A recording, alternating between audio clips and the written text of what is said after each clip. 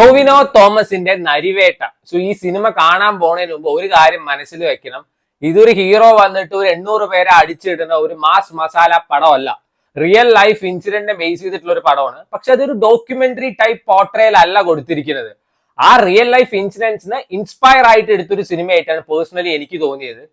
And Tovino Thomas ഈ അജയന്റെ രണ്ടാം മോഷണം ഇറങ്ങിയ സമയത്ത് ഞാൻ പറഞ്ഞിട്ടുണ്ടായിരുന്നു Tovino Thomas deserve some sort of award. അന്ന് എല്ലാവരും കൂടി എന്നെ എയറിൽ കയറ്റാൻ നിന്നതായിരുന്നു. ഇപ്പൊ 48ാമത്തെ എന്തോ കേരള ഫിലിം ക്രിറ്റിക്സ് അവാർഡിൽ മികച്ച ആക്ടർ ടൊവിനോ ആയിരുന്നു. ആൻഡ് ദാറ്റ് ടു ഫോർ അജയന്റെ രണ്ടാം മോഷണം. അത് തന്നെയാണ് എനിക്ക് ഇപ്പോഴും പറയാനുള്ളത്. ഇത് അതുക്കും ഒരു പടി മേലെ എന്ന് വേണമെങ്കിൽ പറയാം. കിടിലം പെർഫോമൻസ് ആയിരുന്നു. അതായത് ദിസ് ഈസ് ഹിസ് ബെസ്റ്റ് എന്ന് വേണമെങ്കിൽ പറയാം. ആളുടെ ഒരു കംപ്ലീറ്റ് പൊട്ടൻഷ്യൽ ഊറ്റിയെടുത്തിട്ട് ഒരു പടം ഉണ്ടാക്കി എങ്ങനെയാണ് അതേപോലെ തന്നെ എടുത്തു വെച്ചിരിക്കുന്നത്. വാട്ട് ആൻ ആക്ടർ ബ്രോ, വേറെ ലെവൽ തന്നെ ആയിരുന്നു. സമ്മതിച്ചു കൊടുത്തേ പറ്റുള്ളൂ. ഇപ്പൊ ടോവിനോന്റെ ഒരു ക്യാരക്ടർ ഉണ്ട്, എന്താ വർഗീസ് പീറ്റർ പറഞ്ഞിട്ട്, അത് വേറൊരാൾക്ക് ചെയ്യാൻ പറ്റുന്ന നമുക്ക് സ്വപ്നത്തിൽ പോലും ചിന്തിക്കാൻ പറ്റില്ല. അത്രയും അടിപൊളിയായിട്ടാണ് ആള് ചെയ്തു വെച്ചിരിക്കുന്നത്.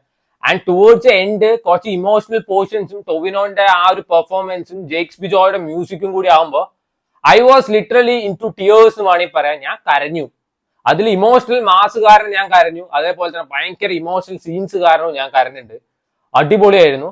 ആൻഡ് പേഴ്സണലി എനിക്ക് ഭയങ്കര ഇഷ്ടപ്പെട്ട ഒരു സിനിമയാണ്. ചിലവർക്ക് ഇത് വന്നിട്ട് ചിലപ്പോൾ ഉറക്ക ഗുളികയായിരിക്കാം, ചിലർക്ക് ഇത് സ്ലീപ്പിംഗ് ഫില്ലായിരിക്കാം. And I don't care. എനിക്ക് നല്ലോണം ഇഷ്ടപ്പെട്ട ഒരു സിനിമയാണ്. സിനിമ തുടങ്ങുന്ന സമയത്ത് തന്നെ സീരിയസ് മോഡിലോട്ടാണ് പടം പോണത്.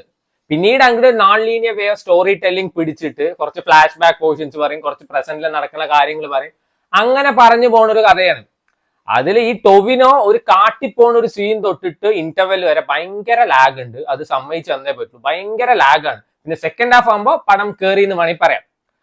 നമ്മൾ ഈ കാലോസ് ആൻസലോട്ടി പറയില്ലേ, റയൽ മാഡ്രിഡിന്റെ സ്റ്റാർട്ടിംഗ് 11 റൊണാൾഡോ ഉണ്ടെങ്കിൽ നമ്മൾ ഓൾറെഡി 1-0 അപ്പാണെന്ന്. അതേപോലെ തന്നെയാണ് ഇപ്പോഴത്തെ ട്രെൻഡിങ് ജെയ്ക്സ് ബിജോയ് മ്യൂസിക് ചെയ്യേണ്ടി വെച്ചാൽ നമ്മൾ ഓൾറെഡി 50% പടം സക്സസ് ആണെന്ന് പറയാം. ആ ഒരു ലെവലിലാണ് ഇപ്പൊ നിൽക്കുന്നത്.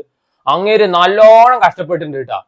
ആ ഇമോഷണൽ സീൻസും അതേപോലെ തന്നെ റൊമാൻറ്റിക് സീൻസ് ഒക്കെ ആകുമ്പോൾ ഇങ്ങേര് മ്യൂസിക് വരുമ്പോൾ അത് തരുന്ന ഒരു ഫീല് വേറെ തന്നെയാണ്. ആ തുടക്കത്തിൽ കുറച്ച് ഇമോഷണൽ സീൻസ് ഉണ്ട്, ടുവേർഡ്സ് എൻഡ് കുറച്ച് ഇമോഷണൽ സീൻസ് ഉണ്ട്. അതിൽ ഇങ്ങേരെ മ്യൂസിക് ഒക്കെ വരുമ്പോൾ അടിപൊളിയായിരുന്നു. ആൻഡ് ആ മറ്റേ മിന്നൽ വള പാട്ടിന്റെ പ്ലേസ്മെന്റ് കിട്ടിലായിരുന്നു. അടിപൊളി എക്സ്പീരിയൻസ് ആയിരുന്നു. അത് കഴിഞ്ഞ പിന്നെ ഏറ്റവും എടുത്ത് പറയേണ്ടതിൽ ചേരന്റെ പെർഫോമൻസ് ആണ്. സോ നമുക്ക് എല്ലാവർക്കും അറിയാം ചേരനാണ് ഈ സിനിമയിൽ വില്ലനായിട്ട് അഭിനയിച്ചിരിക്കുന്നത്.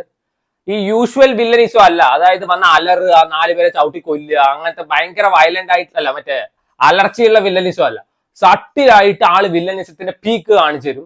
സോ നിങ്ങൾക്ക് ഈ പെർഫോമൻസ് ബേസ്ഡ് പടങ്ങൾ അതൊക്കെ ഇഷ്ടമാണ്, സ്ലോ പേസ്ഡ് ആയിട്ടുള്ള പടങ്ങൾ ഇഷ്ടമാണ്, റിയൽ ലൈഫ് ഇൻസിഡന്റ് ബേസ്ഡ് പടങ്ങൾ ഇഷ്ടമാണെന്ന് വെച്ചാൽ എന്തായാലും കണ്ടു നോക്കാവുന്ന ഒരു സിനിമയാണ്. എനിക്ക് നല്ലൊരു തിയേറ്റർ എക്സ്പീരിയൻസ് ആണ്. പ്രത്യേകിച്ച് ടോവിനോന്റെ പെർഫോമൻസ് എടുത്ത് പറയണം.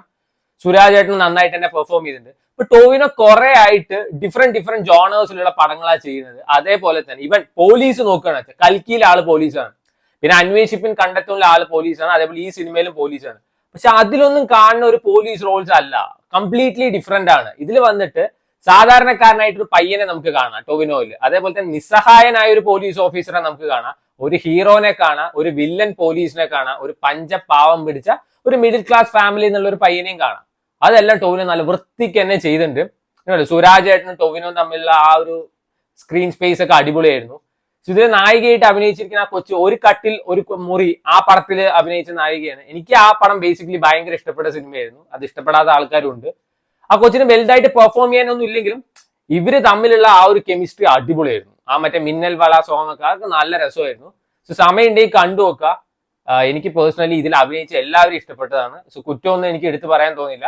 എല്ലാ സിനിമയ്ക്കും ഫ്ലോസ് ഉണ്ടാവും. ഈ സിനിമയിൽ എനിക്ക് ഫ്ലോ ആയിട്ട് തോന്നിയത് ഇതിന്റെ പേസ് ആണ്. ചില സമയത്ത് ഭയങ്കര ലാഗായിരുന്നു. പക്ഷെ സ്റ്റിൽ നമ്മൾ ആ ഒരു കാര്യം മനസ്സിലാക്കാൻ അതിൽ ഇഴുകി ചേർന്ന് വെച്ചാൽ വലിയ ബോറടിയൊന്നും തോന്നില്ല. ക്ലൈമാക്സ് ഒക്കെ എനിക്ക് ഭയങ്കര ഇഷ്ടമായി. So try it out.